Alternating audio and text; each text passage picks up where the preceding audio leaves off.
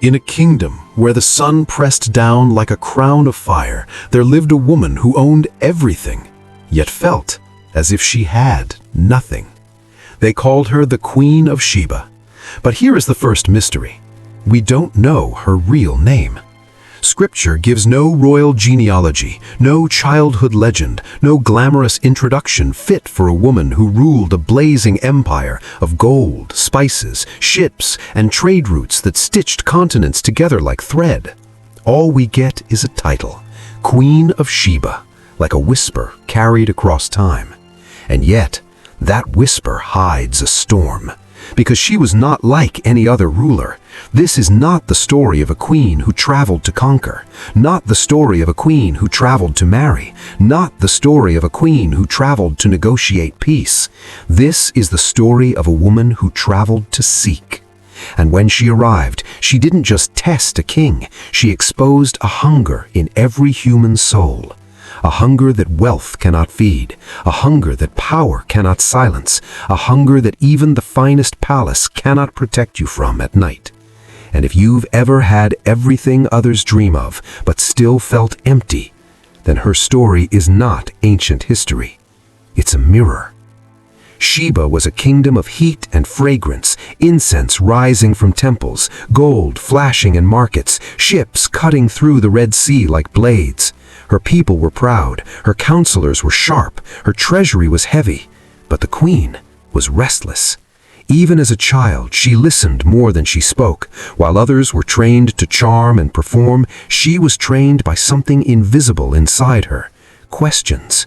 Questions no one wanted a ruler to ask. Questions that made priests uncomfortable. Questions that made officials look away. And one day, still young, she asked a question so simple, it landed like thunder. Why do we offer treasures to idols that cannot hear us? No one answered, not because they couldn't, because they didn't want to. Her father died before his time. The court expected the kingdom to fracture. They expected men to fight for the throne. They expected her to collapse beneath pressure. Instead, she rose, a young queen surrounded by bearded eyes, hungry eyes, and whispered predictions of her downfall. But she didn't fall, she built. Under her reign, Sheba flourished, the trade grew, the borders held, the treasury overflowed. Foreign leaders sent emissaries not to threaten, only to admire. She became the kind of ruler history pretends doesn't exist, powerful and untouchable. But inside, the ache remained. Because power does not heal the soul, and at night, when the feasts ended and the music faded, she lay awake with a question no crown could answer. What is purpose without God? What is a kingdom if your heart is collapsing in silence? Have you ever had a moment like that? When the world sees your success, but your mind is screaming in private? When everyone calls you blessed, but you feel lost? She would stand on her rooftop under moonlight, alone above the sleeping city, and feel the emptiness like wind through open doors.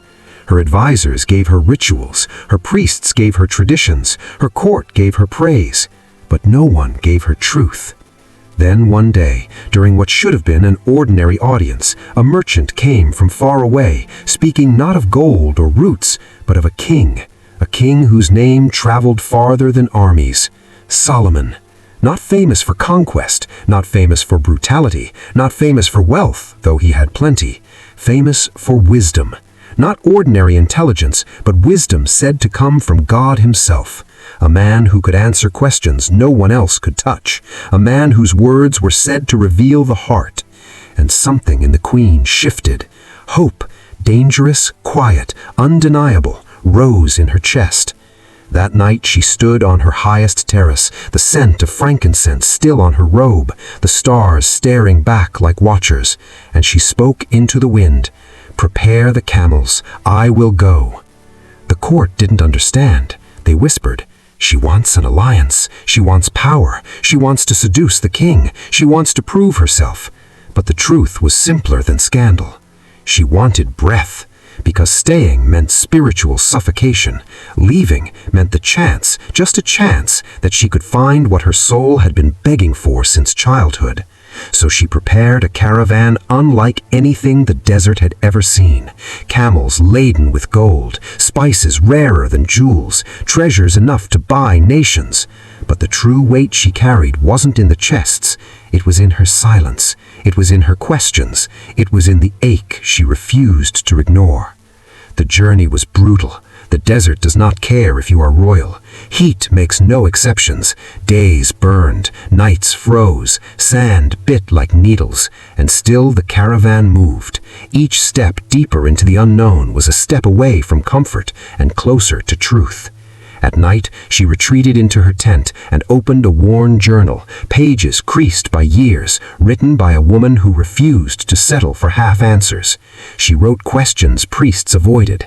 Do the gods truly hear us? Why do the innocent suffer? How do you recognize truth from deception? And if there is a God above all gods, does he see me? The desert gave her no reply. Only stars, only silence, only the persistent ache of seeking. One evening, her most trusted advisor sat beside her fire, voice low. "Your Majesty, why travel so far to hear one man speak?" The queen did not look up. She watched the flame move like living thought, and she answered, "I'm not searching for more words, I'm searching for truth." And the conversation ended. Weeks passed. Then one morning before dawn, the lead rider stopped. Dust settled. His voice carried awe. "Jerusalem, the city is before us." The queen stepped out. The wind lifted her veil. She stared at the horizon, not just at stone walls and towers, but at a promise. And something trembled inside her. Have you ever stood on the edge of an answer, not knowing if it will heal you or break you? Jerusalem did not quietly receive her. It erupted. Drums thundered, banners rose, crowds gathered like waves. Children climbed rooftops, elders leaned from archways, merchants stopped their trade. A caravan glittering with gold and fragrance rolled into the city like a living legend. But the Queen of Sheba barely noticed, because her purpose was not spectacle.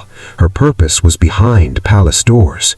When she entered Solomon's court, she did not bow like a frightened visitor. She had faced generals, outwitted councils, ruled storms. She stood tall, a queen meeting a king. And Solomon did something unexpected. He rose. He stepped down from his throne, not to dominate, to honor. And in that moment, the queen felt something she had not felt in years. She was not being measured. She was being seen. Scripture says she came to test him with hard questions. But what if they weren't riddles? What if they were wounds? What if her hard questions are the ones you whisper at night? How do you stay pure surrounded by power? How does justice survive when the weak are crushed? Is loneliness the hidden tax of leadership? And how do you know the voice inside you is God and not fear? Solomon answered, not with performance, with presence. He listened, then spoke, sometimes in stories, sometimes in confession. He spoke of nights he removed his crown and asked in the dark, "Can I still hear God, or have I grown deaf?" The queen expected brilliance. She did not expect vulnerability. And slowly her armor began to fall. Not her crown, her defenses, pride, poise, intellect, the layers she had used to survive. Solomon didn't try to impress her with magic or miracles. He offered something rarer, understanding, empathy, a mirror. And the queen realized she had not traveled to collect answers. She had traveled to find a presence that could hold her questions without mocking them. That night, long after attendance faded away, the palace grew quiet, and the queen, for the first time in years, felt peace touch her. Not because every question was solved, but because she was no longer alone in asking. Later, alone on a rooftop, beneath stars, she felt something even deeper. Behind Solomon's wisdom, she sensed a greater source, a presence, not a philosophy, not a ritual, not an idol of stone, something living, something holy, something that saw her without demanding performance. No thunder cracked the sky, no angel descended, but inside her, something broke open like a locked door finally giving way, not in fear, in welcome. Have you ever felt that kind of homecoming? Not to a place, to a presence